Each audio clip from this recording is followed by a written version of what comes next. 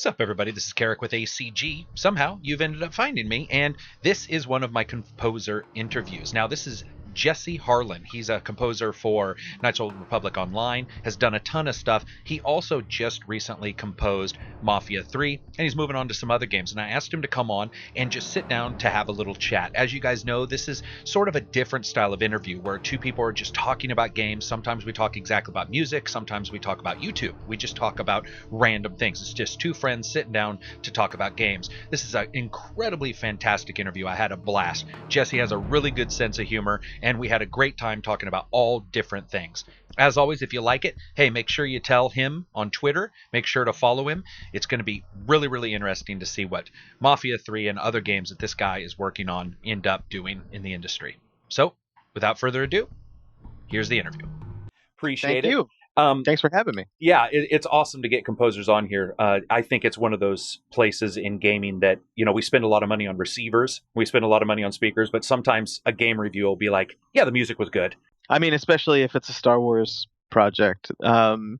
If we work our asses off on it and the review is one sentence that says, and of course the music sounds like Star Wars, it's everything you'd expect, and then they move on to something else. We're like, it's such a double-edged sword, because on the one hand you think, well, great, I did my job, but on the other hand, it's like, I spent so much time on that. I wish somebody would call it out a little more than that. That's actually what I was going to ask you. I have a friend who's a ghostwriter of all things, and yeah. he writes for a somewhat prolific writer, not a hugely popular one, but one. And he said the same thing. He's like, it takes a special kind of ego and confidence to be like, you know what? I'm pretty cool with this. Not that you don't want somebody to notice it, but for example, Star Wars, how many times I've even met people who are like, oh, John Williams did the music for Knights of the Old Republic Online or whatever, and you'll be all, well, no, not exactly. Like, he set up the theme, and then these guys. So just discussing the industry as a whole, first of all, I want to discuss a little bit of your history, because you've been here 2 decades, right? Is that what you're? Not quite. 15 years? Just about 18. 18 years, so almost 2 decades. So almost 2 decades, getting old. Back in the day when the Trash 80, TRS 80 was created, you were probably jumping in. No, it's not. It hasn't been that long. But No. When it comes to the industry, and how you got in, can you explain a little bit about how you got into the industry? I know it was a long time ago, but like, how did it all come about? I was in college. And I was going to the Liverpool Institute for Performing Arts in Liverpool, England. Paul McCartney had bought his elementary school and turned it into a performing arts conservatory. And I went over there and I was studying, and one day I was doing a specific focus on film scoring.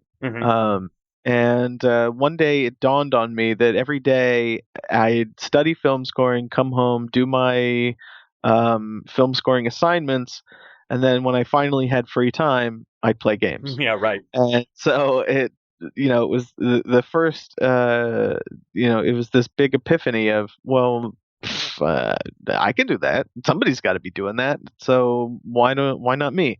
This is 96, 97 at that point. So while games had been around for a while, the role of being a game only composer only was still pretty rare. Most people that were doing game sound were still also sound designers. You certainly didn't have a lot of people who were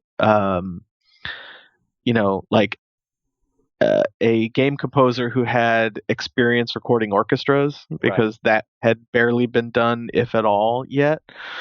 So when I decided that this is what I wanted to do, I just started asking everybody I could find, and no one had any clue about anything. And I tried to use every bit of leverage I had at my disposal, every alumni I could get a hold of, every friend of the my composition department's head, the head of the composition department, every friend of his that I could bend their ear, every guest lecturer that would come by, I'd ask everybody. And I just kind of got this reputation quickly at the school as the guy who wants to do game music. So so it was because I had that reputation that when this total stroke of luck hit, and one day a phone call came in to the head of the composition department, and it was a local development studio who said, "Hey, we're working on a game for Sony for the PlayStation. This is a PlayStation 1 at the time. We're working on a PlayStation game, and Sony hates the soundtrack we did for it. We did like an EDM score. Yeah. They hated it. They've Yeah. thrown the whole thing out, and we're wondering if you have any students who might be interested and available to do an orchestral score for us."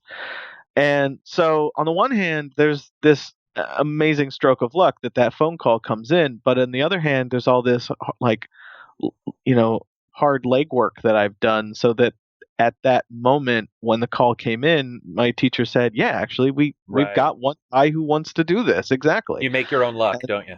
Yeah, and so he put me in touch with them, and that was it. That was my first game, and my senior composition final. Oh, gotcha. So that That's was pretty awesome, man. bad. That's awesome. Yeah. What game was that? The incredibly forgettable Space Debris. Space A Debris. title that is completely ungoogleable. Only came out in Europe. That's And was awesome. basically a Star Fox clone Mhm. that I've never heard of anybody being able to get past level 2. So not exactly a classic.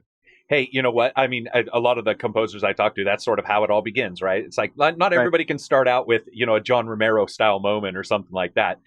So Exactly. I got to ask, man, when you were wherever you were and this phone call came in and maybe your teacher comes to you, or do you remember the moment, like when somebody came to you and said, "Hey, so Sony," like they're on the phone. What was that like?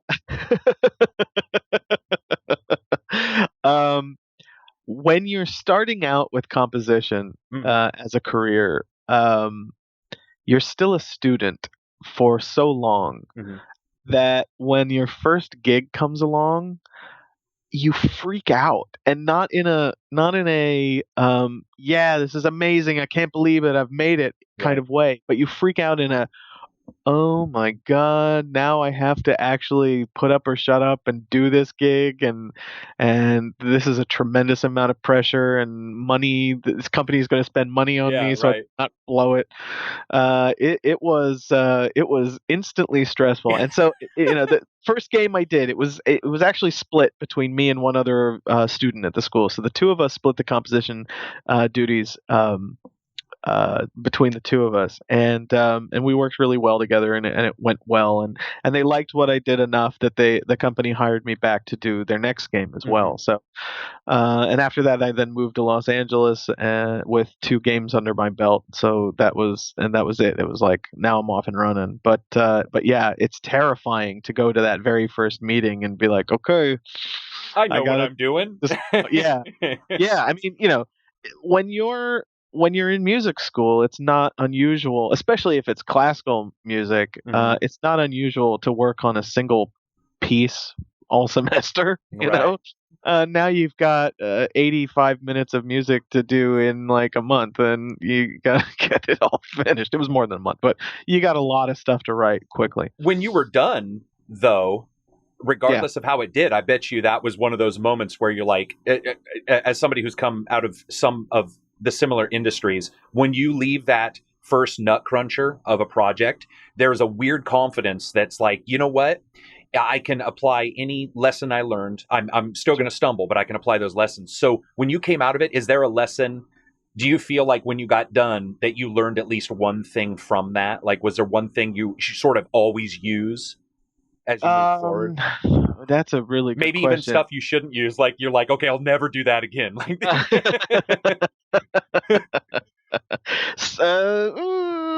Yeah, a little bit. I realized during that project, and not just that project, but then my sort of first, I don't know, 4 or 5 projects, I realized how terrible I am at negotiation. Oh, gotcha. And that the creative side of the business is one thing, but the business side of the business is an entirely different skill, and one that you should learn. And when I was originally going to Temple University in Philadelphia. That's where I first started going to college right after high school. Um, and I had to get out of there because maybe it's different now. I'm not sure what Temple's like now, but back in the day, there was only one music business class that was taught, and it was only offered to the jazz students. The classical students weren't offered it at all. And when I found that out, I was like, I gotta get out of here. I gotta find someplace else because I want to be a professional musician. I don't want to just be a well-trained musician. I want to be a professional musician. And so it's, freelancing is difficult because you are your own businessman. Being on staff, like I was at LucasArts for 10 years, is an entirely different kind of thing where you become almost more of, it's more like, oh, sorry, let me turn my phone off. Totally it's like becoming more of a politician. You have to deal with the internal politics of a development studio. But being a freelancer, you have to be a businessman, and it's a lot of different hats, and you can't just be like a creative diva and say like, oh, I just want to focus on the music. Like that's ridiculous, and you'll never get anywhere. You'll be eating top ramen for the rest of your life. Yeah, absolutely. I love that you mentioned that because I did a Kickstarter video for Matt Broom and his partner. They're making a Kickstarter called Connect, and it's a shooter, and they both worked at Sony, and they're both artists. Matt is a comic book artist. I don't know if I don't have his stuff up, but Batman and a couple others. And cool. He stated exactly what you said. He said when he got in the industry, he was like, "Oh shit, I have to either get an agent to figure all this stuff out." And he was like, "I'm a creative guy. I'm a guy who will sit down and like, I want this to be perfect." Where somebody else will look over, especially at Sony, was like, "No. Perfect to you is a completely different thing than perfect to somebody buying your game. You know, you're one part of a larger machine. You're not just you." Yeah. And it's funny because you've mimicked the same thing Austin Wintory said when I interviewed him for Abzu. He's like, dude, so when you get in there and people start talking about like, you know, what you'll do for certain tracks and how long this will take and what money, and you're like, yeah, that's not me. So it's cool to hear that all of you guys basically said the same thing, was that you were like, we got to figure it out, like to move forward because you guys are the artists. You know, we hear about the technology guys, but aside from yourself and Austin and a couple others, we don't hear many times from the composers. And so that's my hope, is that as we move forward, you'll hear more and more about this. Because you guys, like we said before the podcast, you know, bad music you hear about, good music, sometimes people are like, yep, it's great, see ya. You know, so. Yep, that's right. So often in a review, the whatever score the game gets is exactly what the music will get, if it even is broken out as audio gets a separate score. Otherwise, you know, it's rare to find reviews. It used to be more common, and somewhere over the last like 10 years, that's sort of fallen out of vogue with review sites to break it down and give actual review scores for the separate elements of the game. Well, which I don't know. I don't know if that's good or bad. Like, as someone who creates music, I miss it, but I don't know if it's necessarily like for somebody that's just, you know, wanting to know whether they should buy a game or not. I don't know if that's actually helpful. So yeah, it's certainly something. As a smaller channel, I've only got like 150,000 subscribers, so I'm not a huge channel, but it's something that drove people to my channel. But I don't necessarily 100% think a person going to IGN cares. But what is strange to me is that when I talk to those reviewers off the record, and I'm like, dude, you said the music was bombastic. Do you even know what that means? Do you have any clue what that means? And the honest truth was, they were like, not only do we not know what it means, but I was listening to it on fucking $5 earbuds. And I'm all, okay, well, I don't expect everybody to have $300, amazing headphones. But at the same time, I don't feel that like separating, you know, if we separate the graphics out, and music's so important. I mean, you know that. You know, you're right now it's dynamic. Back in the day, it was dynamic because it was programmed in, and then we got to Redbook audio and CDs playing tracks with no dynamic feel. But you're making cues. And so I think it's become more important because you have to identify, this character's going to do this right here, and I need to make this hit right when he does it. So that brings me to my next question, which is, on your 50th day versus your first. Yes. How do you? I ask everybody, not just how do you keep inspiration, But let's say you lose it for a little bit. How do you get it back? Like, let's say you've hit that block. What do you do? What do I do? Man, um, I can remember a period of time when I was at LucasArts, and I was working on, I think, 7 different games at once, and we were all going crazy. The entire audio department was stretched to the breaking point, and everybody's starting to come down with weird stress ailments. Yeah, like right. one person, we'd go to lunch, and one person would be like, I'm finding it hard to swallow, and somebody else would be like, I've got this tick in my eye that won't go away. Like everybody's physically Swallow. falling apart from That's the stress, awesome. That's awesome. I can't swallow. Well, dude, you're gonna die. Yeah. Um, yeah, and yet somehow then after you commiserate for an hour over lunch, everybody's got to walk back upstairs and Yeah, be right. not just creative, but this expectation that you're carrying on the mantle of something like Star Wars. You have to be as creative as you can possibly be. And say what you want about the LucasArts and what you may think of some of the games, but the audio on those games, we always took absolute pride in the fact that audio never got below a 9 on anything we ever worked on. Right. And it was tough. You had to find inspiration constantly. So what did I do? Um, I would I would walk around is what it would come down to. I am a very visual person, and so I love getting to look at concept art for the games. Whether now freelancing, whether that means that I request concept art deliveries from the team, or whether that means when I was on staff, going over to where the concept artists sit and Right. and take a look at what they have hanging on the wall and just sort of soaking that in. Frequently, I'll find from looking at the concept art that much as the name implies, there's some sort of concept behind what they're doing that may not be immediately apparent from just the description of a character. So, for instance, well, I don't know, maybe I shouldn't talk about it, but there was this whole the game got canceled, but Star Wars 1313 had this whole concept of duality in what it was doing, and so duality was a concept that found its way into the character design a lot. So characters had guns with 2 barrels, or I see. Okay. twin bandolier straps on them. This idea constantly of duality, and so I was trying to think of ideas, and I thought, duality. 2. Okay, cool. And I went back to my office and I started writing music that had these minor second and major second clusters in it, because it was 2 things rubbing against each other, music. And so it's that kind of a thing.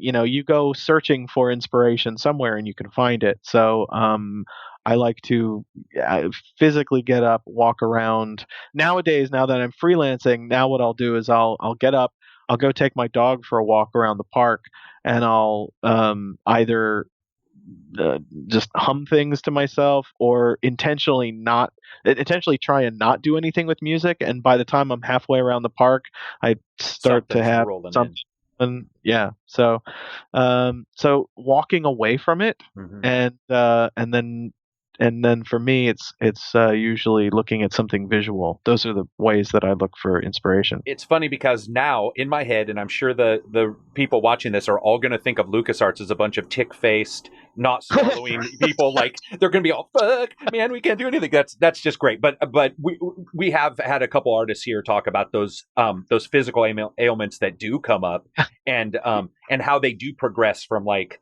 oh, this is weird, and then pretty soon you're like, I can't control my hand, and you're an artist. Matt's talked about like sometimes when you're so stressed out, walking. That's funny that you mentioned that, because this is so strange now that I think about it. Though you did mention listening sometimes, what is weird is a lot of the people that I talk to who are musicians walk around and look, and a lot of the people who are artists visually listen. And Yeah, no, you're absolutely right. I would frequently get requests from people on the development team to send them stuff to listen to. right, right. And they would like to listen to stuff while they work, and I like to walk around and look at stuff before I write. So There- yeah, it is. It's very interesting. Yeah, and they're very intrinsically tied together. I mean, I'm sure there's studies that point to how that works, and that you can't, if you're visual, looking at other stuff may not work as well for you as breaking completely away. But it is cool to And hear you guys all say the same thing. music in general, when you try and talk about it, it almost always delves into borrowing terminology from the visual arts. It does. Talk about the sound palette. You talk about timbre and color. All of those things. You talk about composition. Composition is such a word that is, you know, uh, medium agnostic. Really, it doesn't exactly just mean putting notes together. It means you talk about composition in art. You talk about composition in writing. So it's funny. Music is a funny thing that is so esoteric that a lot of people don't know how to talk about it, and it seems like we have fallen back to borrowing visual terminology in order to try and talk about it a lot. Yeah, I think we use what we learn to explain things that we don't know. And so, yeah, we sometimes get that. It's funny because I have a psychology background and music. And so when I described one day, I was talking about Mass Effect, Mass Effect's map menu music has an emotional resonance to it. And somebody was like, what does that even mean? And I tried to explain it. They're like, oh, I get it now. I would have just said it was this. And I'm like, yeah, but sometimes using those same words doesn't really grow anything. And that's one of the reasons why I like having you guys on, is because you guys can talk about how you discuss it. And then sometimes you run into the same caveats that we do, which is where you using the same words or whatever. When it comes to inspiration, so we've sort of got an idea that, in many ways you're visual and stuff like that. When it comes to getting asset art prior to a game's release, this is something we talked to Austin a little bit about. That obviously sounds like it does help you, visually and sort of put everything together. Have you ever found that feedback from you has adjusted that? Even if it was at LucasArts, which might not. Okay, great. You don't have to, if you don't remember a specific example, can you just walk through like how that might have come about? No, there's an absolutely specific example. When I was working at LucasArts, there was a game that we did called Lucidity. And it was this quirky little game that they had put together a specific team called Team 3 at LucasArts. And the idea was, it's the same team that the first thing that we did was Monkey Island Special Edition. Gotcha. And then building on that, we then did Lucidity, and we were working on all this other stuff. And the idea was prototype fast, succeed fast, fail fast, course correct fast. Let's just throw things out and see what works and see what doesn't. And so the development schedule was short for everything, but whatever was most creative, whatever was working most was what people were just like, okay, quick, let's go with that, pivot, and now let's head in this direction. It was really kind of frenetic and all over the place. But there were moments. The team was actually really welcoming of my feedback, and including me it was me and Tom Bible. Tom Bible was the audio lead and the sound designer, and then I was the composer.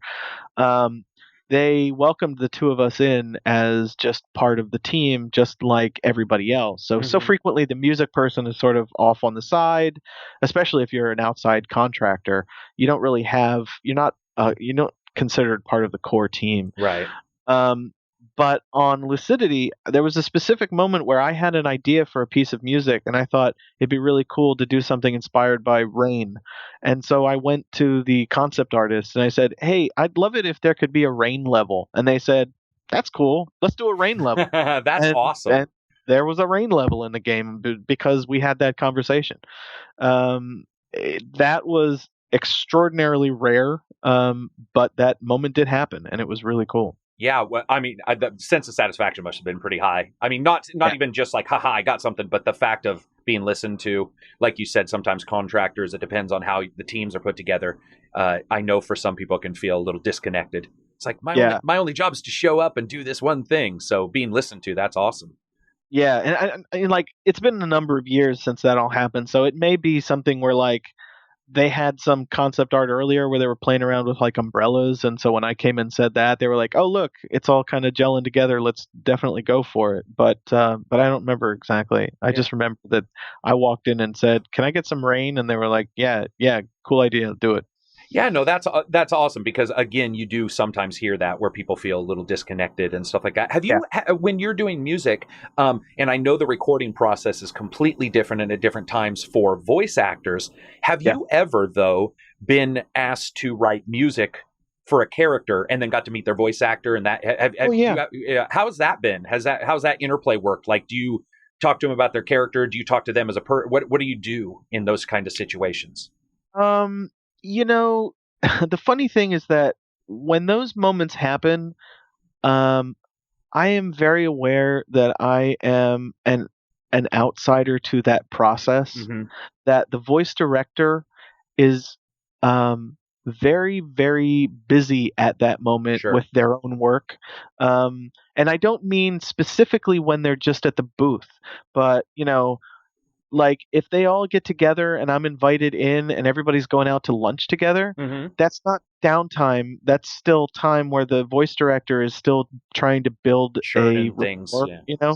Yeah. And so the voice director is 100% constantly in work mode, and I'm very aware of that. And so I don't like to get in the way of that, and I don't like to pull the focus or the attention away, so I try and be really respectful of that, and just it's a lot of hey, hi, nice to meet you, how you doing? But I don't dig too much into um, trying to shift the attention into talking about music because it's not the place for it and it's not the time for it. Yeah.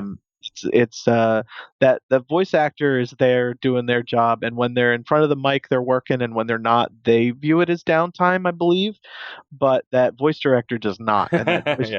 director is there working a establishing a rapport that can then carry over into the time when that actor is back in front of the microphone. So I tend to stay distant in those moments. I was talking to a voice director just recently at last GDC or the GDC before, and I was like, "How do you view your job?" And he said, "It's funny you mentioned that." He didn't say it in so many words, but he said, "Well, technically, in a weird way, I'm a composer, and all of the people are the instruments, and so Hmm. I'm trying to set certain moods and themes using these people, and so a lot of times I can't." One he was saying that one of the things he does is he doesn't a lot of times want to hear a bunch of input because he doesn't want his idea to change. He's got an idea. He's one of the first many times or early group members of discussing the game anyway, and so Yeah. and that makes sense to not drive them off or move them and adjust anything. I did want to ask you, we talked a little bit prior to the podcast about it, and when it comes to music and it comes to especially technology, so 18 years you've been in the industry, you've seen like I said, this shift from chip music to Yeah. CDs and Yeah. DVDs and Blu-ray and all this. Dynamic music, though, Yeah. it sort of went away for a while. The sewer sharks of the game world were created, and I admit I beat Sewer Shark a couple dozen times, but you know what I mean. Like Yeah. we've removed the dynamic feel, and now it's coming back. How do you first of all, that working with dynamic, like the prompts and stuff for characters movement and this and not a full track. I talked to Austin and I was like, do you decide when the OST for Abzu is created, do you sort of pretend in your mind that each track is the character's journey put together? Like and he was like, well, it's sort of hard to do, but I guess what I mean when it comes to dynamic, do you have difficulty sometimes, or do you feel sometimes that a piece of your work gets a little less of a hit or feels a little less emotionally resonant because it's broken up sometimes into prompts? Does that make sense? Because each one of us experiences a game a little differently, perhaps. Right. Well, I don't know. I don't know. Don't It's a know. good question. Well, I mean, I say I don't know because it's written as pieces. It's written as tiny So modular to you, chunks. it's just sort of adjusting it to tiny pieces someone else controls Yeah. by their gameplay style. Yeah. It's I don't. when I start a project, I will start by writing demos. Mhm. And those demos, even the demos, will sometimes be tiny chunks. So Okay. for something like Mafia 3, the way that we decided on eventually going with the blues, I said to them, once they told me what the game was about, they told me where it was set, and I was talking with with Hangar 13's audio director, Matt Bauer, Mhm. and I said, "Okay, Matt, here's what I see. I see four possibilities." And I started to call them fence posts. That these four fence posts would mark out the area within which the game score will be confined. But Okay. if you had four like pure forms of genres, and it could be one of these four, and maybe somewhere in the middle is where the final score will sit. Like a matrix, it'll sit closer to one end than the other, but it's going to be one of these four. The first was an orchestral score. Mafia 1 and 2 had orchestral scores, and an orchestral score would have worked for the game. But I thought that it was safe and that we could do something else. And both Matt and Hayden Blackman, who's a creative director at Hangar 13, Hayden was like, absolutely, orchestra's safe, but I want to push it and do something else. Oh, gotcha. I said my second option that I thought was a rock option. What would it sound like if the Doors had scored Mafia 3? So that was one. That was another one. The third option was funk, like a Lalo Schifrin sort of funk score. And then the fourth was the blues. And in order to help them to understand how this stuff might work, when I wrote I then went ahead and I wrote 4 1-minute demos for them. Mhm. And I structured each demo. So even now, I'm like at the very, very outset, I'm still thinking in terms of smaller modular Okay. pieces. So each demo, even though it was just a single piece of music, they were structured 20 seconds of stealth music, 20 seconds of combat music, Oh, I and then see. wrapped up the end 20 seconds of cinematic music. Mhm. So they could take each one of those and not combine them, but compare them Mhm. and say, like, okay, well, I really like how the stealth section works for this genre. I love how the combat works for this one, etc. And they could compare those things. So, taking a look at that stuff, even early on, the idea is towards Smaller modularity pieces. Yeah. and how it will all function together. Yeah. So that's super interesting. I have to say that's the first time, at least in a long time, that I've heard the idea of like, hey, let's pitch 4 different ideas. But it dawned on me that it hasn't dawned on me until just now, but blues being improvisational for Yeah. it like the moment you said blues, I was like, oh wait, of course. I mean, it's not the instant choice, but I think you're right. Classical would have been amazing. I'm a fan of like older rock, so that would have been pretty cool. But for some reason, and this is, I love rock and roll. So anybody who's listening, don't get mad. It just feels like that would have been samey over at some point. Like, I don't know why, but that's what. Well, the problem with rock, actually, Matt, their audio director, Matt's big issue that he flagged right off the bat was a question of frequency space. Yeah, right.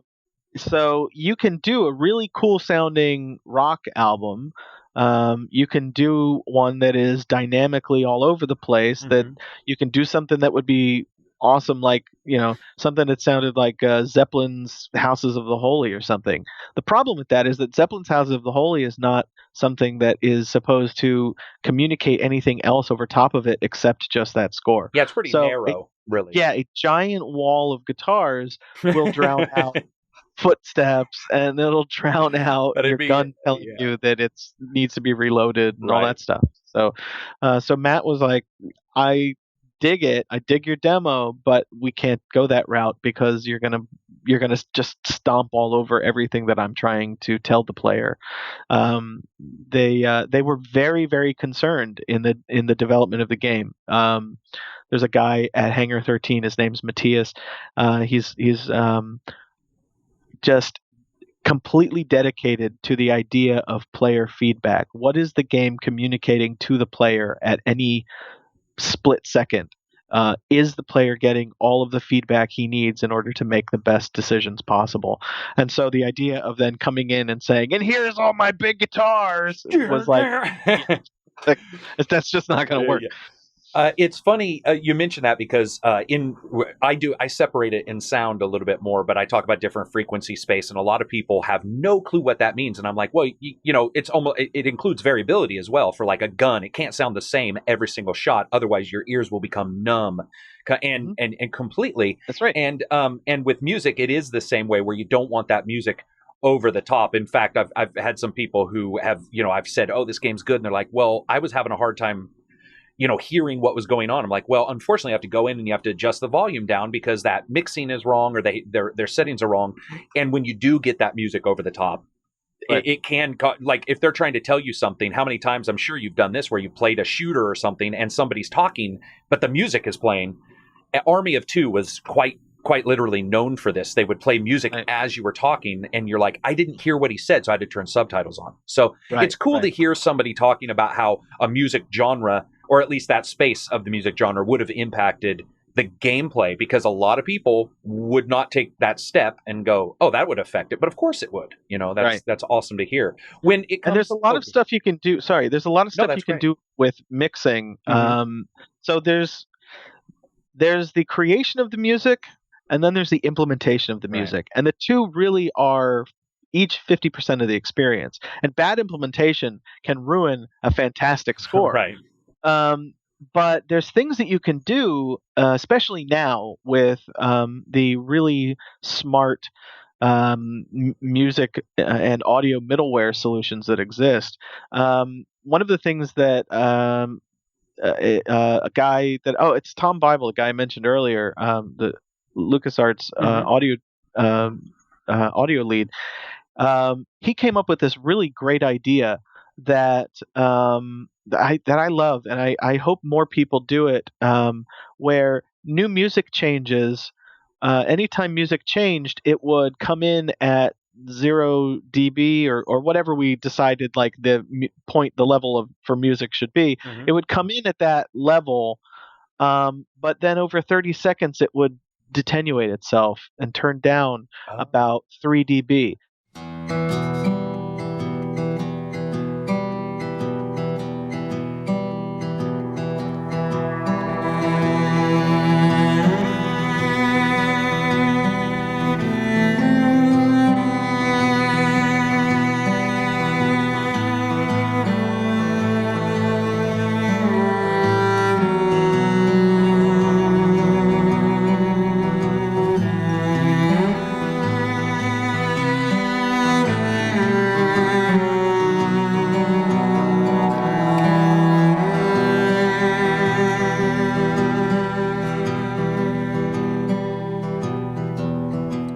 So when a new piece comes in, you notice it, right? But then it fades slowly feeds itself down and out of your, again, I'm going to say visuals, out of your field of vision, so that it's there, but it's not drowning out everything else.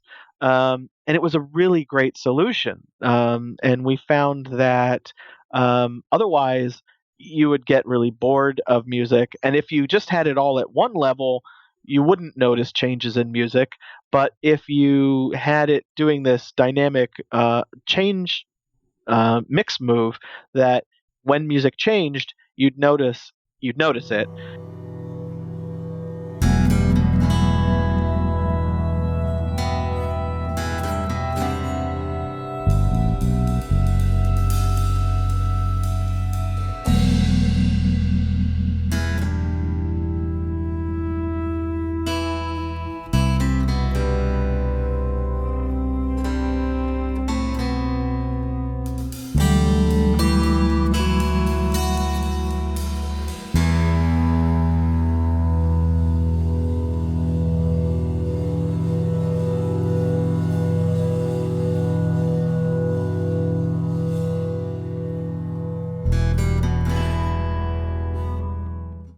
it was always changing because it was changing for some important reason. Right. Music's not just changing to arbitrarily change. It's not what we do as game composers. So it's changing to score something specific and telegraph something to the player, but then it gets out of the way, and all of that other stuff that needs to be telegraphed to the player is making a lot more.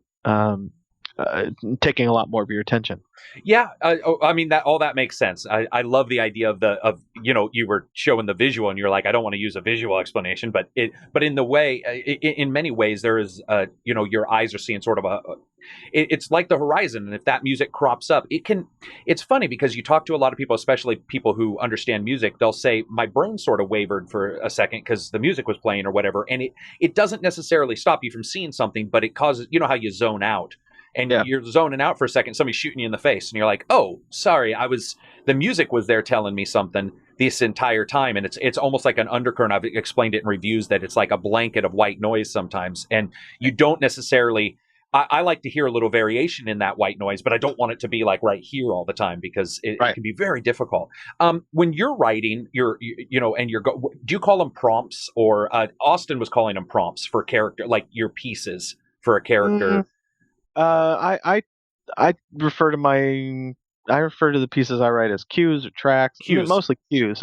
Cues is what I call them. You're right. So I apologize. That is actually what he called them. So when you're writing these cues and you understand already that they're pieced up, you also later do you do any work on the OST if a company's going to release one? And if you do, so when you do you then go back and sort of decide this is sort of my journey and this is the OST? How do you decide like how to put those together to create that OST somebody's going to go buy?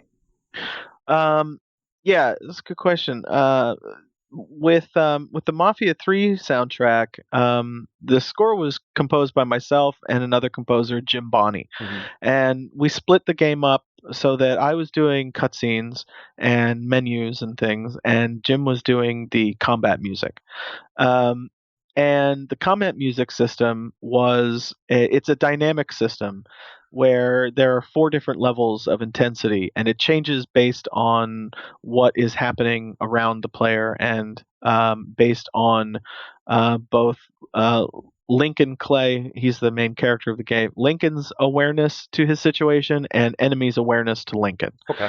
So if you're searching for people but don't know where they are and they don't know where you are, you've got a stealth queue. If everybody knows where everyone is and they're just shooting the crap out of each other, it's a high intensity combat queue. Mm-hmm. And then in between that, there's Lincoln knows where people are, but the bad guys don't, or the bad guys do, but Lincoln doesn't. And so there's a medium intensity and a low intensity version also. And so it's 4 different layers depending on what's happening.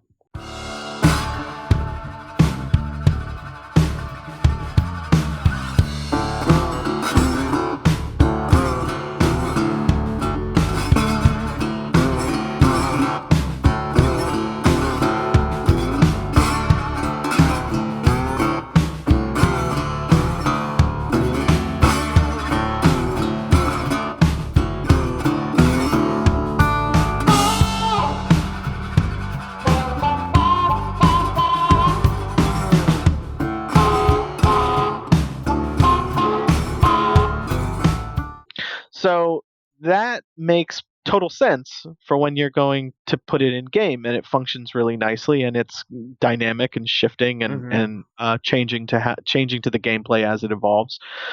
But then when you go in to mix a soundtrack, you have 4 pieces of music that are like the same piece of music, but the arrangement is changing, right, or the dynamics that they're playing are changing, or one of the things that Jim would do is he'd say like, okay, that's the high intensity. We'll start with the high intensity. We'll record that. And now for the medium intensity, let's dial back the distortion. Let's play less cymbals. Let's, sure. And he would direct the production of it as the differentiation between the levels. So when it came time for me to mix together the soundtrack cues, I basically, and this is sort of it for every soundtrack I've ever put together, even though it's funny to say that because Mafia 3 is the first soundtrack I've had released, even though every game I've ever worked on, I've mixed a soundtrack for. But releasing soundtracks seems to be a real rarity in the game industry, and it's quite frustrating. As a composer, it's frustrating. I'm sure there are fans that would love to have the stuff too, but as a composer, it's super frustrating. Anyway, in every one that I ever do, the whole point is this is a different function than what it is in the game. In the game, it's about telegraphing something to the player. Mm-hmm. In the soundtrack, it's about a listening experience. Gotcha. It's about being able to sit down. Yeah, it's a passive listening experience. It's about making it sound musical. Mm-hmm. So I had a lot of leeway there with Jim's tracks where I just I would dig around and decide, well, I dig the way his stealth track starts on this cue, so let's start with the stealth track, and then we'll kick from the stealth track into the high intensity track, and then I'll dial it back in the middle for some dynamic change to medium intensity, and then as an outro, we'll go into the low intensity track, and I'll just fade it out like you might on an album, and it becomes about just taking someone on a musical listening experience at that point. And it's the same way. It's the same way with mixing together a Star Wars soundtrack. If you go and you take a listen to the soundtracks for, like Star Wars Episode 2, mm-hmm.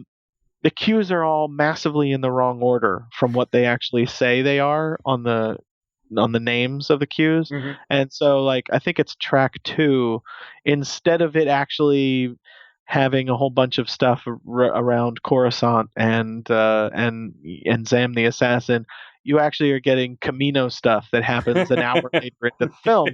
And it's just because the guy editing together the soundtrack thought that made for a better listening experience.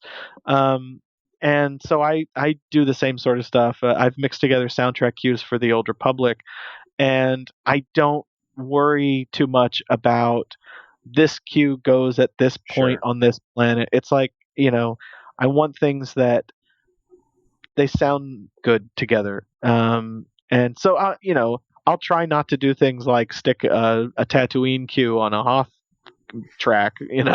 I'll at least get the planets so that they stay in the same vein, but there's a lot of cues that we've written on that game that function in a generic fashion by design, so that they can go on any planet and in any situation, and for those, the developers may have made specific use of one track in a boss battle in a very memorable way to people, but it was designed to be generic, and I will use it as connecting thread between other things. And so people may listen to the soundtracks and say like, hey, wait a minute, that's the boss music on, Nar Shaddaa. What's it doing in the middle of this track? And it's like, well, I'm glad it got featured on Nar Shaddaa, but it wasn't written to be that way originally.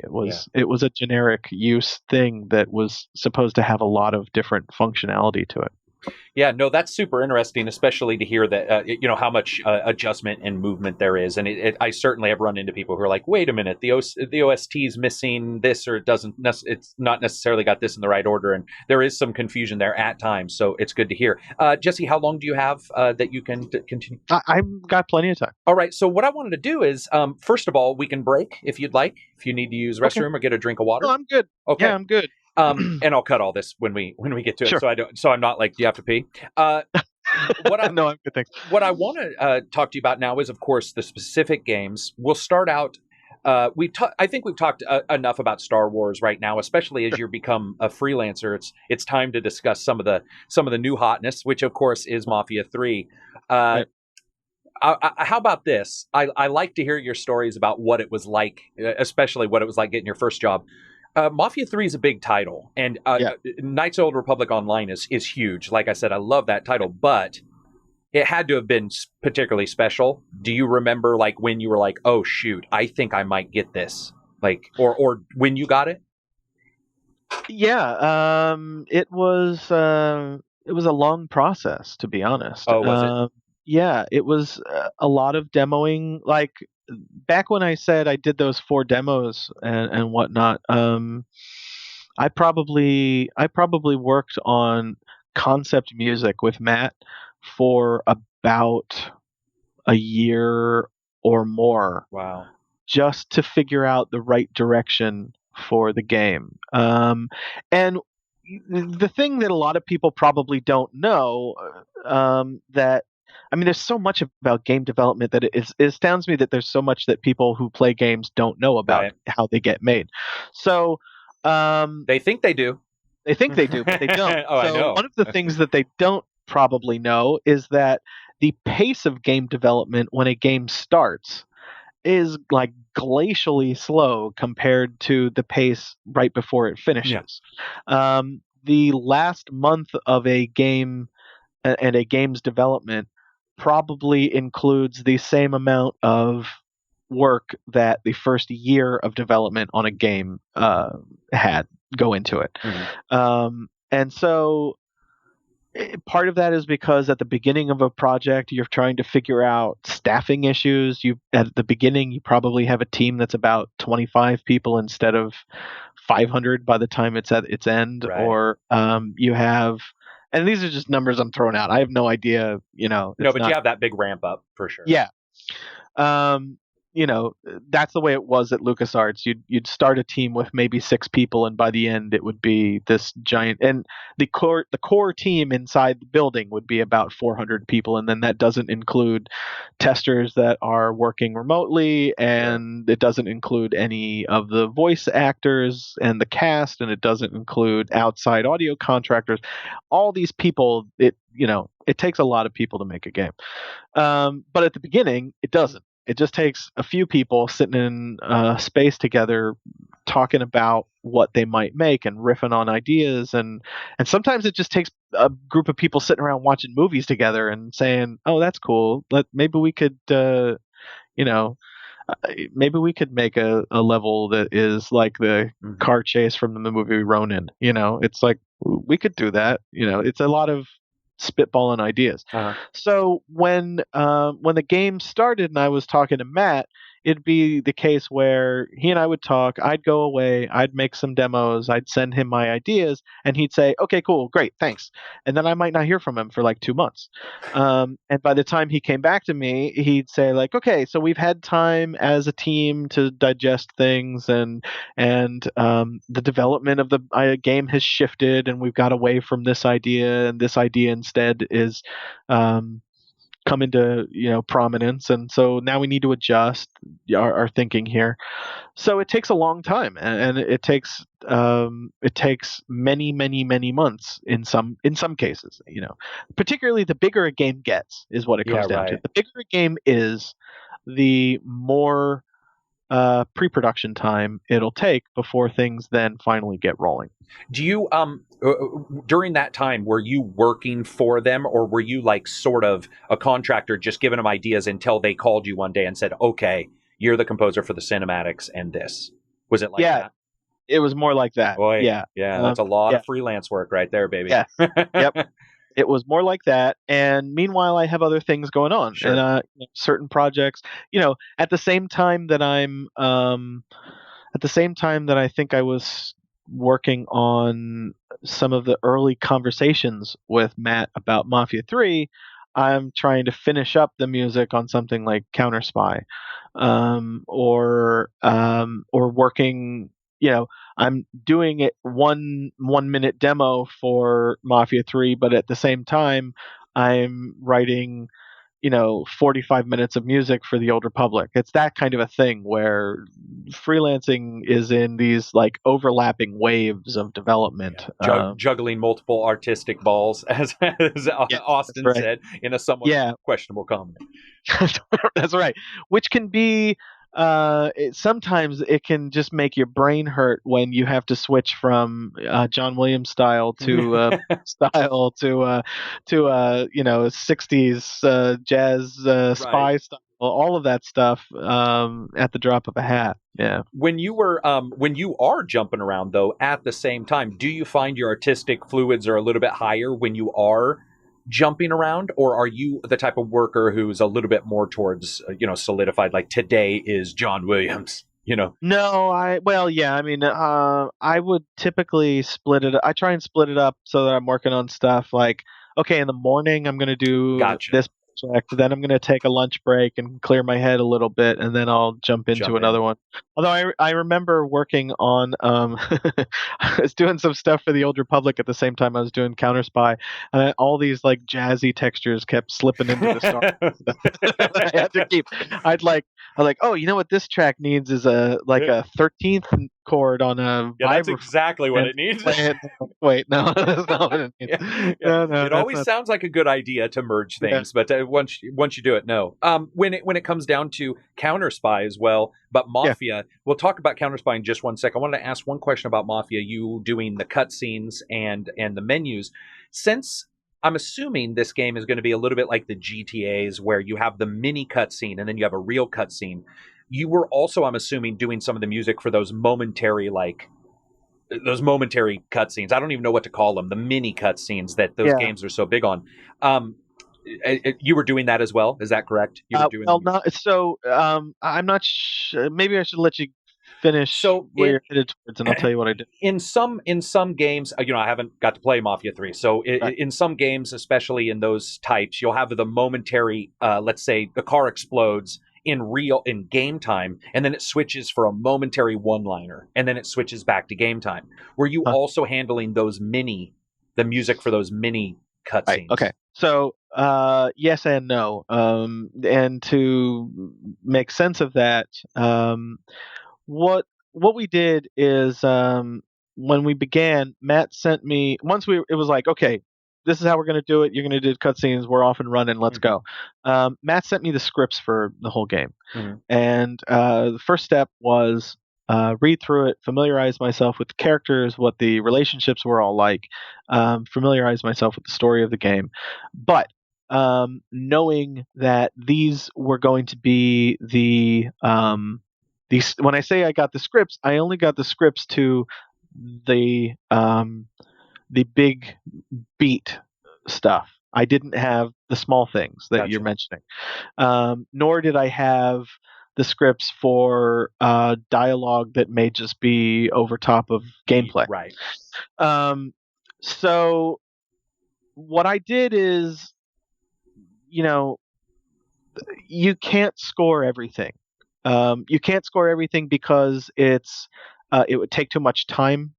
It would take too much money to then try and record all of that. It would cost the team way too much to have somebody just write all of that music. There's too much to cover, and you just can't make that much music for it. So it comes down to reuse, and it comes down to making sure that the stuff that needs to absolutely 100% be custom scored is custom scored. So I went through and I put together a list of my suggestions for having seen the whole script. Gotcha. These are the 20 scenes that I think need to specifically be scored, top to bottom, 100% custom music. Then all the rest of the music that I'm going to write is going to be generic's the wrong word for it, but multi-purpose is a better word for it. It's music that can be put into multiple situations. And it was broken down by character and then by mood. So I had the angry Lincoln Clay stuff, the thoughtful Lincoln Clay stuff, the sad Lincoln Clay stuff, the angry Burke stuff, the thoughtful Burke stuff, etc. Each character got what we called buckets of different emotional range music. So Hayden Blackman was insistent that it be a thematic score. So each character had a theme that represented them, and then when I got into it, I started playing around with things, and like not only do they have a theme that represents them, but each character has a different kind of guitar that represents them. And it became very much about the production style and whatnot. But so each each character had their theme, and then it was about taking that theme and reinventing it for a particular emotional necessity. Gotcha. And so then, to help all of this, it's not something I've done on any other scores before, but I'd heard about a couple people doing this in the past on some games, maybe most notably on Red Dead Redemption. I all of the music I wrote is in the key of E minor. And the reason for that is that then for Matt, who has a giant open world game that he's trying to cover with Right. music, he can stitch together cues one onto the end as need be. And it's not going to be a jarring shift. He can take, if he wants, the drums off of one track, the guitar from another track, and start combining things, Right. create new tracks if he needs to, and he'll know that they're all in the same key, and there's not going to be this jarring, you don't have to worry about things being out of tune because it's a half step off or something. Right. So it was a lot about giving him flexibility and giving him modularity with the music, and creating things in a way so that he could get the most mileage out of things and really make things, take the music, cover as much as possible as he could, but without it having to be super repetitive because you're just hearing the same thing over and over again. Right. It's funny you mentioned that because Red Dead is that is one of the things. Red Dead. There's another game that's a Russian game. It's not Stalker. I can't remember, but they both written, so that you can merge that music and not worry, and you can grab things much easier from the different tracks. Because I think some people think it's like Fruity Loops, where once you merge it, it's all but one big wave file. And it's like, no, they have, all those separate instruments. You can grab whatever you need and move it around, which is so cool. But one of the things that I like is when you mentioned, and I think I've only heard of, I don't even know if the game's out, but the idea of every character having a different guitar. Yeah. It sounds so, to me, who's a nerd like that, that's one of the coolest things I've ever, I'm like, that's exactly what needs to happen, because it's within the same instrument range, but it's a different instrument, which if you know instruments, you can get a vastly different sound, but you still know, you're still like, that's right. Yeah. And so Lincoln is, that's what I was going to ask. What are they? I don't want to get you in trouble though. No, you won't. Oh, okay. No, I can. Yeah, it's fine. Lincoln is single coil, like a Telecaster. Oh, gotcha. That's Lincoln. Sal Marcano, who's the villain of the whole game. Sal is a more like it's more of a humbucker, like a warm Les Paul sort of sound. As a throwback to Mafia 2 and Vito being the character who is the one character to return here from Mafia 2, Vito's instrument is a mandolin. Oh, gotcha. And Burke is a 12-string acoustic, which is what I love about that. Like, Burke's crazy and kind of unhinged, and the thing that I dug about, the 12-string is inherently forever slightly out of tune. Yeah, it's like discordant as hell. So that's awesome. So Burke's a 12-string, and then Cassandra is a little different. We tried a number of different things, and in the end, I wasn't going to be militantly, the creative thing to lead you towards that goal is one thing, but if you find at one point that you're trying to now force it to make it happen, you kind of have to be like, it's not working. For Cassandra, I actually used piano more than I used guitar. So Cassandra ended up being piano, so which is still a stringed instrument, but whatever. It's I wasn't going to specifically limit myself just because I had set this idea of like a form factor. I have to have everybody be a different guitar. Right. In the end, it's like nobody gives a crap about that. They just want to know that the music sounds good. And when it came to writing it, I dug her stuff more with piano than I did with guitar. So, well, that's actually cool too, because I mean, not understanding that character, depending on their relationships and stuff, sometimes having the one that's sort of, a little bit distanced from the others in musical. It can make them a little bit more poignant. It can make those moments a little bit more, oh wow, we know who's hit, because there's a subtlety and then there's damn right stealthy. Like I've talked to a couple composers who are like, did you know I did this and this? And I'm like, dude, probably 2 people in the world know you did that. Like, nobody ever knows. Nobody ever knows that. Yeah. No. Yeah. There are so many things that we as composers do that we think that people are gonna like get, and people don't at all. Like I did long before what's it called, Family Guy did the Imperial March elevator music. I did that on Republic Commando, and it's hidden in the game. The level designer scripted it so that there's a particular level that is ended with a long elevator ride, and if you make it through that level in a certain amount of time, the elevator music will play, and it's like a bossa nova version of the Imperial March. But I don't know. I think that when you hear it, it's immediately apparent that it's the Imperial March. But even other guys in the audio department at LucasArts, I'd play it for them, and I'd be like, "Huh? Eh?" And they'd be like a bossa nova? Okay. And I was like, "No, it's the Imperial March." And they'd be like, "What?" And they'd have to listen. So it's like, whatever. The stuff you do as a composer is, you think it's gonna stand out immediately and everybody's going to know it, but so much of it just goes right by people, and I think it lights your fire too. And what it does is the other stuff gets a little bit of that energy. If you're like, hey, this was fun for me, then the next thing that maybe isn't the greatest thing in the world might have a little bit of the energy from the thing you just think is hilarious, which is an elevator tune. Right? Yeah, and that's awesome. I mean, it's cool also, I think, so people can get an idea that where the machinations of like making games is considered so robotic. Right. There are those times where you guys might be in a corner going like, "Oh, here's your robot, buddy. Yeah. Here's your robot. I'm going to do it. I'm going to mix something in here." So talk a little bit about Counter Spy that just released not very long ago. It's a while ago at this point. Was it already? I just ended up getting it. So when it comes to Counter Spy, that's a little bit, well, it's a much smaller, overall title.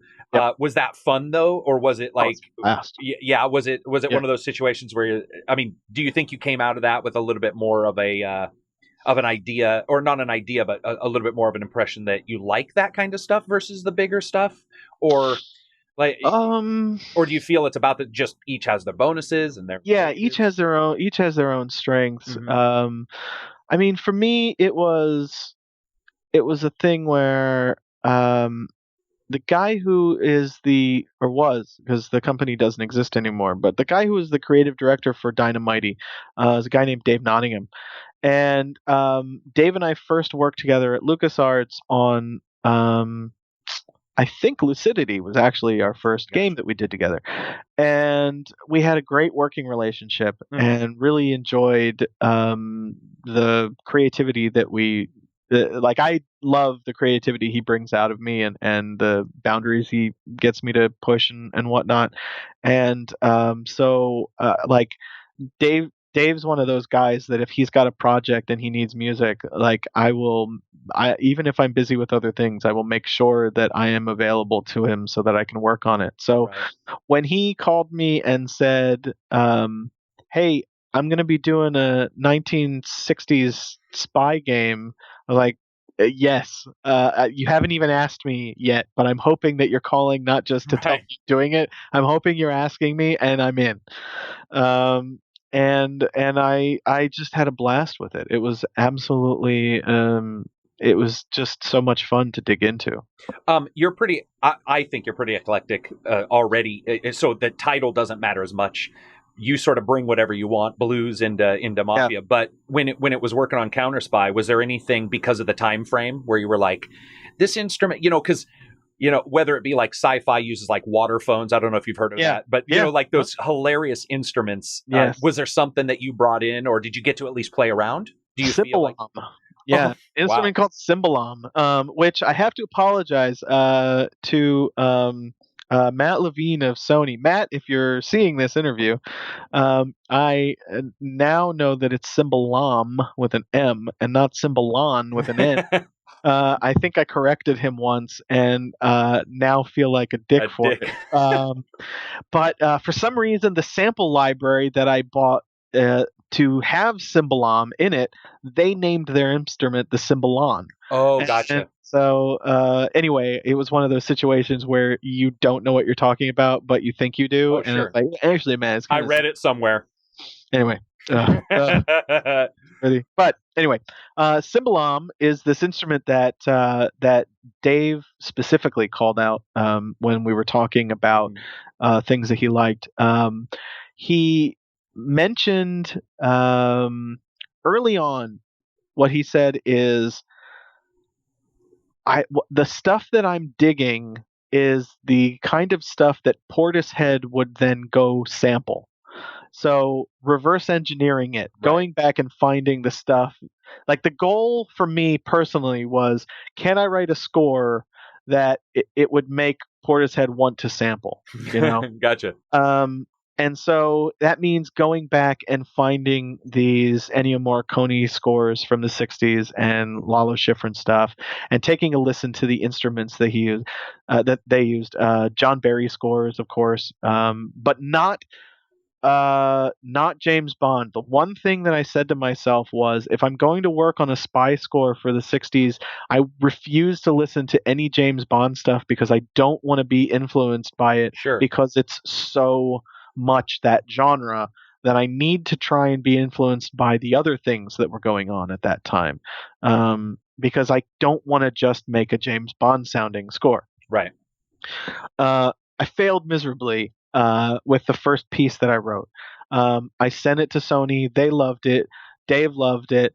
And it went into the game. And I think it was 2 weeks before Gamescom, or who knows where. I forget where it first debuted. E3. I forget where it first debuted. I'm sitting around listening to it, and I realized, this is James Bond. Holy shit, it's like, not is it just James Bond, it's literally the James Bond theme. It's like the B section of the James Bond theme. All I did was inadvertently rewrite it. So I sent this email. Okay, wait, full stop. Everybody hang on. I got to write a new cue. It's like, let me just strip out the melody. I got to fix it entirely, because it is 100% plagiarism. I'm sorry. Oh, man. It's totally inadvertent, but it's there. And I had to strip it out and redo it. But that piece never ended up going anywhere. Anyway, it ended up getting canned in favor of some other better stuff. But I think it went out in like one video early on, and I had to make sure that it wasn't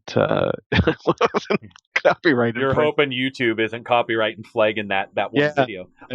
So, as somebody who, I don't know if you've heard or played Headlander, which is I know of the score. I've heard pieces of it from Dave Earl. I haven't actually played the game yet. Yeah, that's where I brought up the waterphone and stuff like that. Is that the callbacks? That's like, okay, let's go actually find these instruments, whoever makes them anymore. And usually there's some little boutique company that'll make that crazy stuff, and you don't always have to get samples or digital.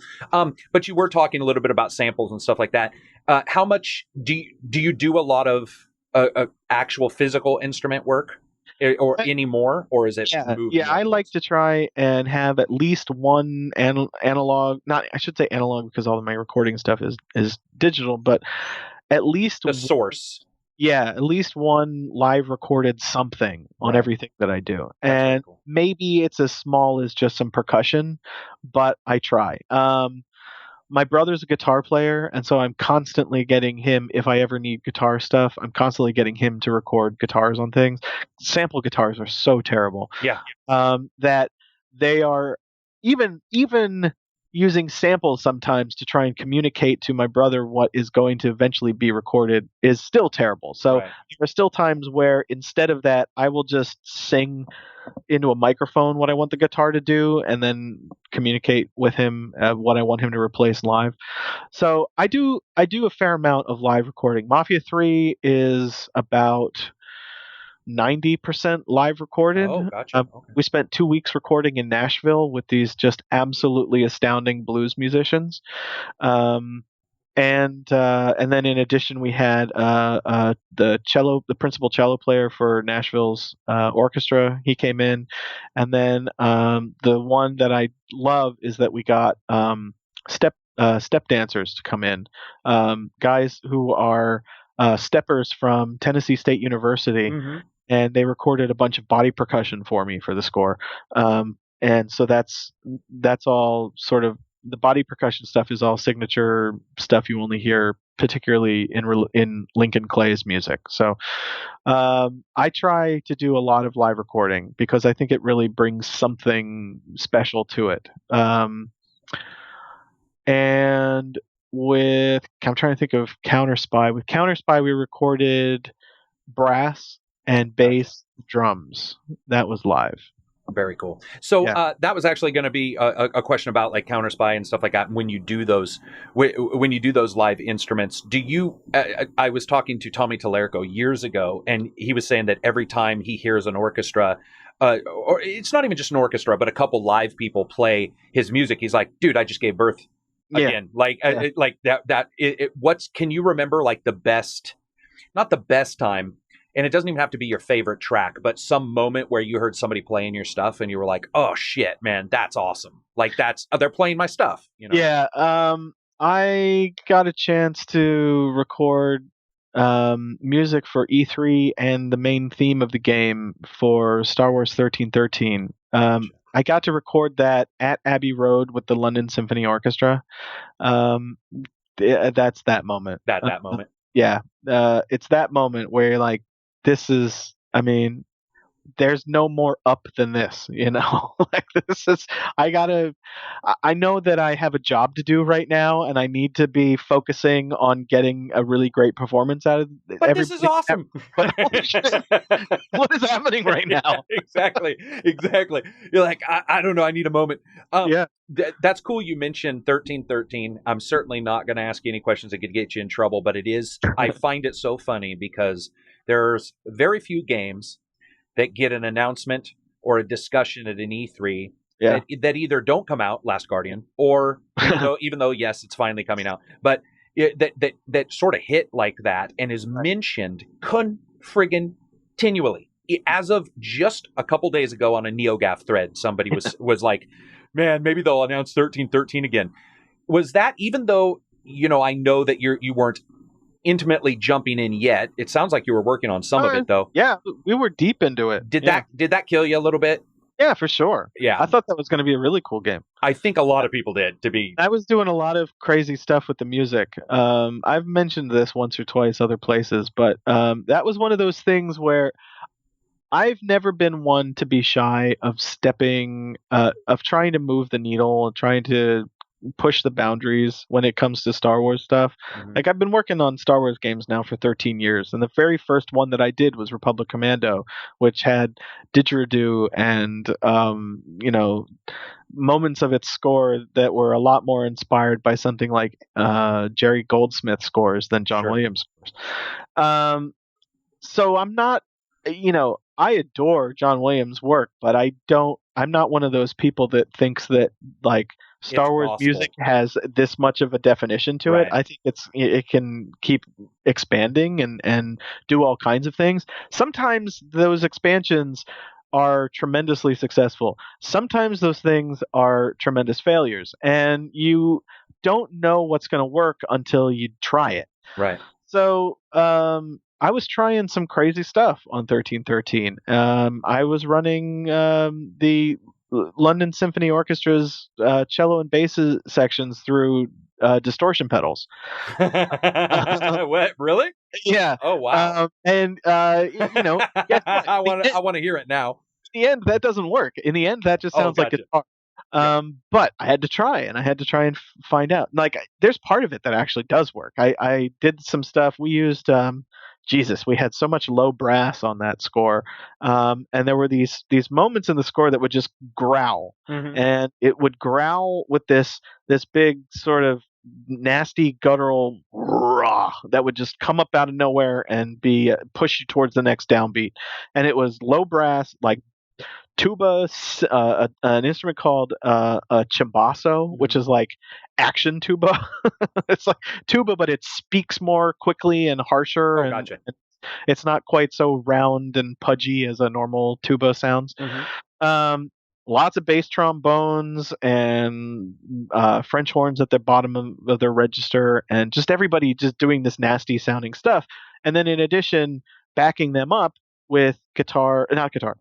That's the point I'm getting at. Is backing them up with cellos and strings run through a distortion pedal, and it doesn't sound like guitar when you do it in that sense, but it does start to sound like guitar if you then try to have those guys playing things like jun jun jun jun da da da da.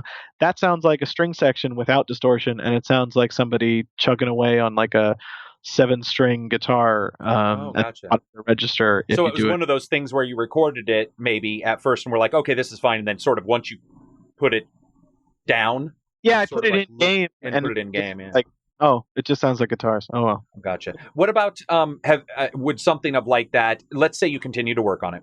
Yeah. So you have that, and you're like, this isn't working. Would you have maybe decided to go higher on the distortion to keep it, or go down a little bit and see if people would recognize it as the natural instruments but a little off, or would you have just went, screw it, I'm moving on? No, I was going to try and figure out how to make it work, and I think that I had gone too far one way, and I was just going to dial back the distortion so that you'd still get that like grainy string sound, but you still get the distortion. And I was doing other crazy stuff on the game, like I was writing gangster rap in Huttese for the game. Now, people may think that I'm off my rocker for that, but it wasn't anything that was ever going to be featured as part of the score. It was source music that lives within the world itself, and it was only ever going to be attached to speeders that would fly by your head. So you would be platforming and doing all kinds of stuff, and something would just kind of go by going, if you could climb on top of that car and listen to it, which you never would be able to, you would hear that it was Huttese gangster rap. Bone Thugs and Harmony and doing Huttese gangster rap. But I mean, that's the problem when you try and do something like that in Star Wars, is that you can't just license some. You have to create. If you decide, okay, there's going to be music in this world that people listen to, right? It needs to be created specifically for that world, because you can't just go out and license somebody else's track in the game. So you have to start creating it, and when you start creating it, you start having stupid ideas like, oh, I know, I'll create my own gangster rap for it, and it'll be, and you get crazy about it. This is what we're talking about those composers thinking they've got these great ideas that no one will ever know. Like, created the idea of a droid that had a serious malfunction and had gone haywire and thought he was now a rapper.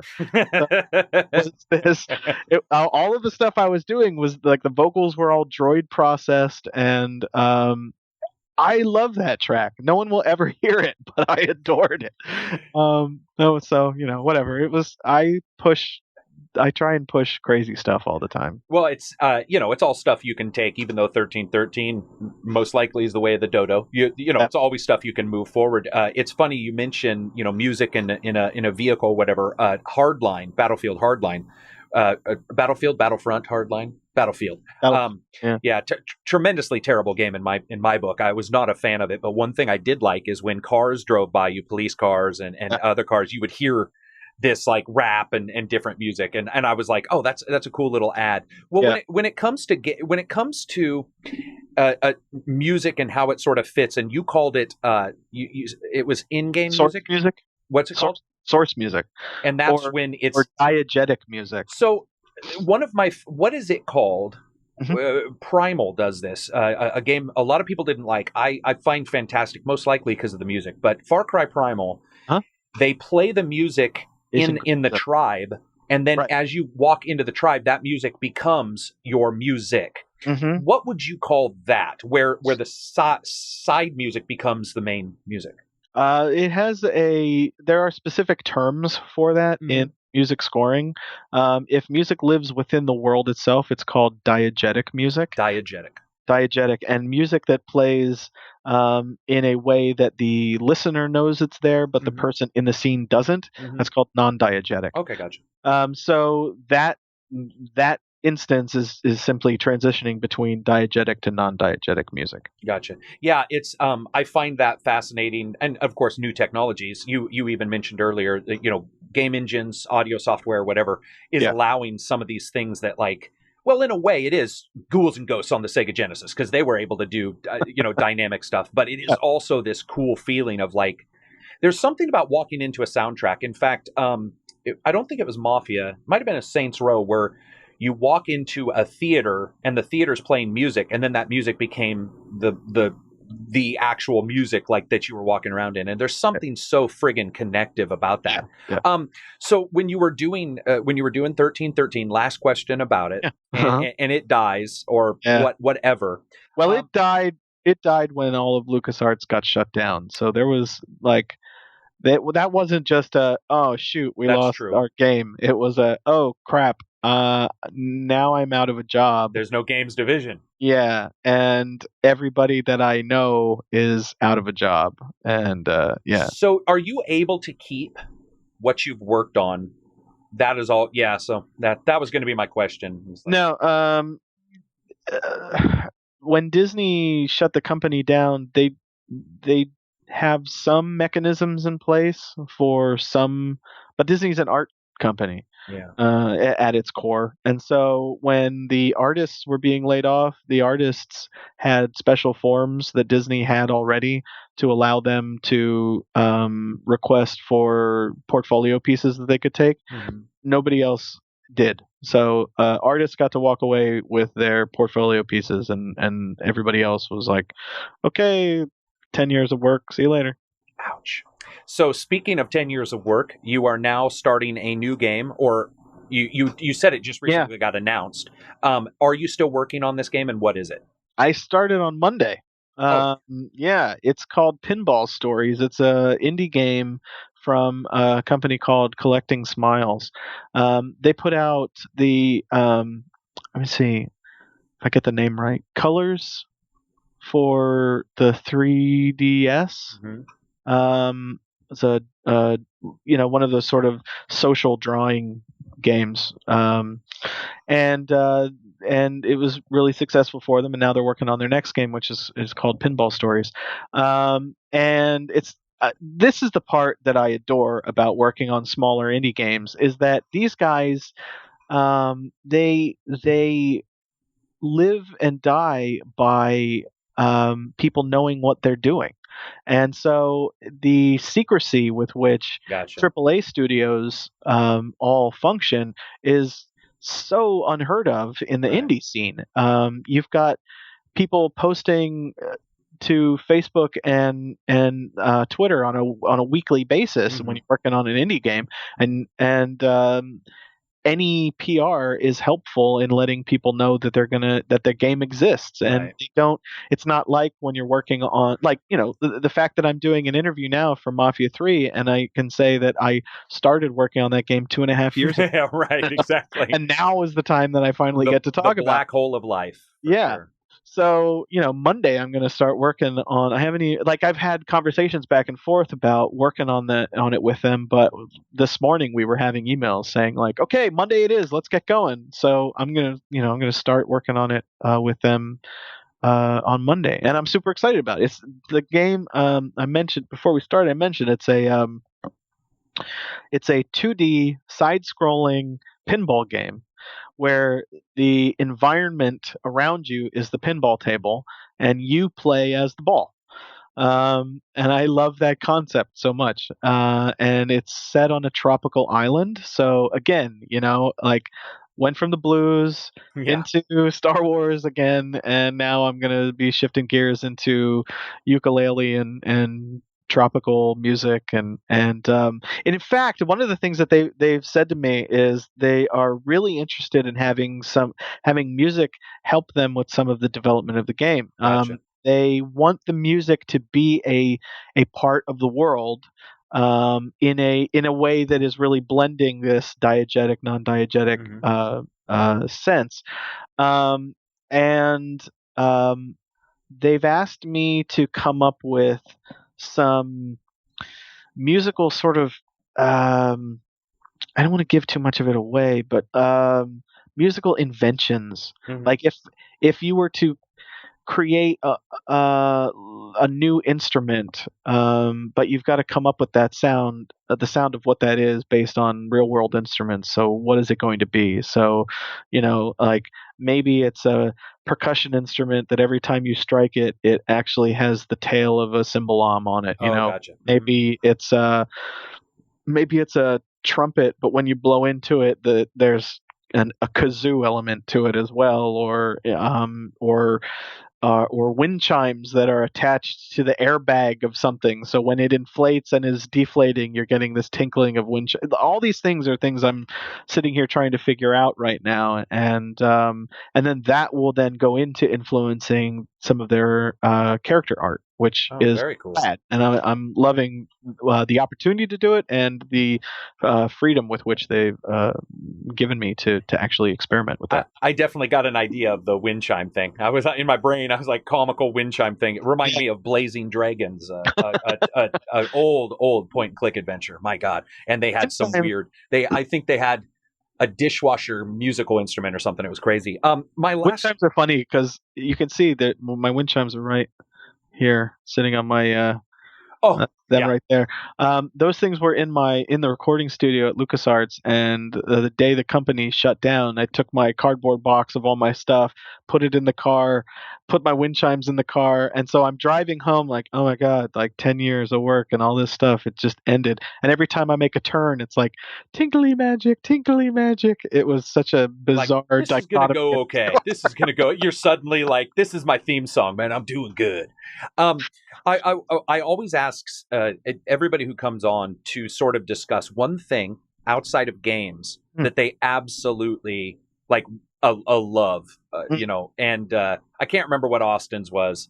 I think Austin's was driving of all things, which it surprised me. Is there something out there that you're, like a side passion of yours? The first thing that jumps to mind is my son. The second thing is Dungeons and Dragons. So I'm gonna go role play tonight. So I'll think of you. So your son and how old's your boy? 3.5 today. Awesome. And he's just the greatest, and keeps me grounded. And I mean, there's like, being a parent can be just absolutely infuriatingly difficult, and trying to be a gamer parent is extraordinarily difficult because you find that your available time to game is very, very, very limited. Right. You have to try and game, especially because I don't know what it is with the game industry. This is my biggest gripe with the industry within the last 5 years. They have moved away from creating games that are cool for little kids. So there is a glut of first-person shooters, and the games like Spyro the Dragon and colorful platformers all seem to have gone by the wayside. I don't know why that is. There was a lot of fun in those sorts of games, and now they don't exist. Although I'm excited to hear that Crash Bandicoot's coming back. So yeah, is it coming back just in Skylanders though? Oh, is that? I don't know. I know that what I saw looked fantastic. As a Skylanders fan and a Disney Infinity fan, that's pretty much what I tell people when they have kids. Is that's probably your best bet. And unfortunately, but Disney just shut down. I know Infinity. Yeah. So so I guess that makes Skylanders the only one. Which is fine with me because Skylanders is amazing. And you're talking to somebody who I do like my first person shooters. I play every kind of game.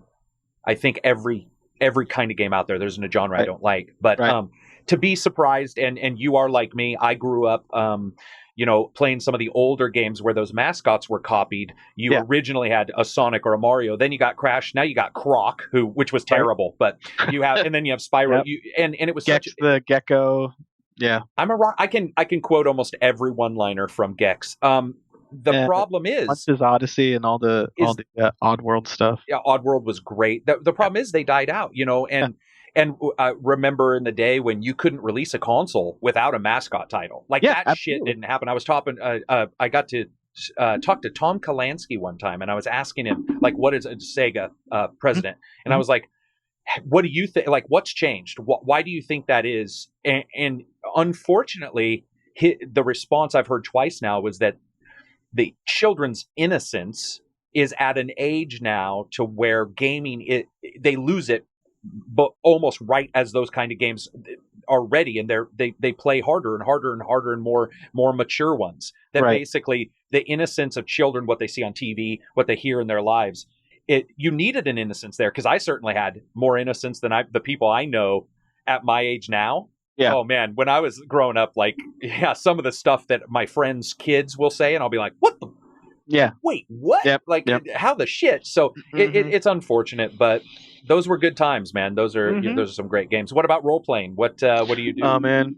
So I've been playing role playing games since I was that same age. Since I think at the age of 10, no, had to be younger, 8 or 9 maybe. My parents got me the red box. Oh, of course, yeah. Yeah. So, but I didn't know what it was, and they didn't know what it was. So they just gave it to me, and I didn't have any friends that I could like. I had friends. I'm not saying I didn't have friends. I had friends, but none of us knew what to do with this thing, and I didn't even know that it was something I was supposed to play with friends. So I would just like sit in my room and like, oh, look at this art, and like look at Right. this stats, and what the hell is an elf, and all this. I just like absorbed the red box, but I didn't even realize that it was something I was supposed to play with other Right. people. Fast forward a few years later, and a friend of mine invited me over to his house to play something called a role-playing game, and I was like, I don't know what that is, but cool. Turned out to be the Palladium game, which was Rifts. Rift's fantasy series. I played that then from that day on for years with the same group of guys, and we just adored it. And we started getting into other things like Shadowrun and some Paranoia and Cyberpunk stuff, and D&D. But we always just kind of kept coming back to Palladium. And then I went to college, and it all just kind of fell away, and I wasn't around those guys anymore, and so I stopped playing. And then when I started at Lucasfilm, one day I was like, I miss that. So I put a message on the all company message boards, and I said, hey, I haven't done this in like 15 years, but I miss it, and is there anybody else out there who like used to do it and would want to try again and would be happy muddling along with as terrible as like all of us together being terrible rather than me joining your game that you've been playing for 15 years, because I don't want to be that one guy that you're constantly having to re-explain things to. And sure enough, I found this group of people, and they were all like, yeah, let's do it. And so we played 4th edition D&D for a long time. And then Gamma World, based off of the 4th edition rules. Gamma World's amazing. I love it. Gamma World's awesome. And then that same group of people, like Disney shut down the company, and everybody went their separate ways, and so I had to find a new game, and so I've been last couple of years I've been playing a Planescape game with a bunch of guys near me here, and Planescape's cool because it's it's like 3.5. We're playing this sort of like 3.5 Pathfinder hybrid thing, and it's mostly 3.5, but a few things borrowed from Pathfinder. And Planescape's a lot of fun. I've never played that before, but the ability to jump to different planes of existence is pretty hip. So yeah, I'm a big D&D nerd. So when are you as you do those things, and as you go and play and stuff like that, do you ever find something you do in the game, in like the role playing game, and go, oh, you know what? I sort of like this idea, or for work later in sound and music. Because the reason why I ask is, and it might be because I'm a musician, I like music, but when we play, occasionally we'll be talking about a band on the side. Well, it sort of reminded me, to be honest, of your rap, your R2D2 rap is like, that's something I would be just dumb enough to be like, yeah, you guys walk in and there's some R2D rap and he's got short circuits going on. Has anything like that ever lit your fire or taken anything from the other way around? I was just going to ask. Yeah, I'll tell you. These guys that I'm playing with now, the guy who's our DM and we play at his house. He's got this like really amazing game room that he's set up with like a flat panel TV on the table that he runs map tools on, and it's pretty hip. Anyway, he's like Mr. DM and been running this game for a long time, but he also got super busy. He went back to school, and was, and like I don't envy him that, like being in his late 30s and going back to school with a whole Right. bunch of like 20-year-olds. But he went back to school, and so things got really busy for him, and it was a choice of, well, we either don't play for a while or somebody else has to take over DMing. So I took over, and rather than play his game, we decided let's play something else. And so I DM'd the Fantasy Flight Star Wars game. Oh, gotcha. For a few months for them. And I just decided, all right, that's it. If I'm going to DM a Star Wars game, as a guy with as many connections as I have to the Star Wars world, I'm pulling out all of the goddamn stops on this thing. That's awesome. So, so I called up Sam Witwer, the and I voice had actor or the actor dialogue for me. Oh man, there were some Jedi holocrons that they ran across in the game, and they were voiced. Were they shitting themselves? Yes, legitimately. Yeah. All of the music that I played throughout the game was all like my music I'd written for Star Wars for years. And like just the ability to I contacted concept art designers that I know, and I had them do sketches of their characters for them. So like guys that worked on like the Clone Wars cartoon series and whatnot did concept art for their stuff. And I was just gonna try and make it like the greatest Star Wars role playing game anybody had played, and they loved it. They had a blast, and I had a blast, and it was fun being able to, like, you steep yourself in Star Wars for so long, and I was a huge fan before I went to work there. But then you work there, and like, I would have to come home sometimes and just be like, okay, I know that this is the world that I live in, but I need to be grounded a little bit. So I'd go to my wife, and we have this thing we do where I'll just say to her, like, name me 10 Star Wars planets. And the fact that she can't do it is like, okay, all right. It's reminds you that not everybody lives in your world. Yeah, it's like a thing people love, but it's not the be all and end all of everything. So, anyway, so I had all this like insane knowledge just in my brain of all of that, and I went through like a weird period of withdrawal. Like you work for Lucasfilm for 10 years, and then you decide not to leave yourself, but you're kicked out of the kingdom. Like there were days where I was like, what the hell am I supposed to do with the fact that I know that Ugnaughts their own folk music called Uggleljig? Like, that's not useful anywhere in the world, and now that's stuck in my brain. What am I going to do with that? So I used all of that to DM or GM this Star Wars game. Nothing wrong with that. That's awesome. Well, everybody, I want to thank Jesse for stopping by. That was definitely one of the most entertaining interviews I've ever done, and the first one who's ever mentioned role playing, and the first one who's ever mentioned using industry contacts. The idea that you got the voice actor to come in, that's if I was there, I would know immediately who that was, and I'd be like, oh my god, that's just insane. But I want to thank you for coming on, man. It's been a blast, and I wish you all the luck. We'll be watching out for the pinball game here probably in a couple years. Who knows how long games take. That's right. Are they doing a Kickstarter? Not at the moment, that I know of. If they do, feel free to send me the link, and I'll talk about it on the video for sure. That's great. If you want to stay on just for a second, Jesse, do you have anything can I plug one thing here? Go for it. Plug away. Would just say that if you are interested, the soundtrack for Mafia 3 is already out. And I should specify, I say soundtrack. Mafia 3 has two things. It has its original score, and it has its soundtrack. The soundtrack is the licensed music from the game. That is not out. I think they've put out maybe a Spotify playlist or Pandora. I can't remember which one it is. But that music is out there. You can find that. But the game's original score, the one written by myself and James, you got formal all of a sudden, Jim Bonney, the one written by myself and Jim is available already. You can find it on Spotify. You can find it on iTunes, Amazon, Microsoft, etc. I'd listen to it on Spotify if you don't want to pay for it. But if you have to, it's also pirated on YouTube right now. So give it a listen. We had a hell of a lot of fun putting that score together, and I think it's really something different.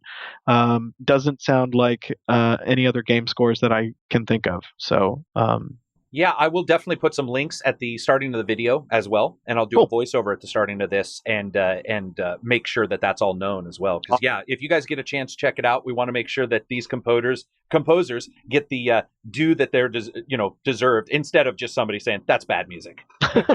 And if you are a member of NARAS and a voting member of the Grammys, I have submitted it for the Grammys. So there you go. When the ballots come, let's do it. Everybody vote. All That's right.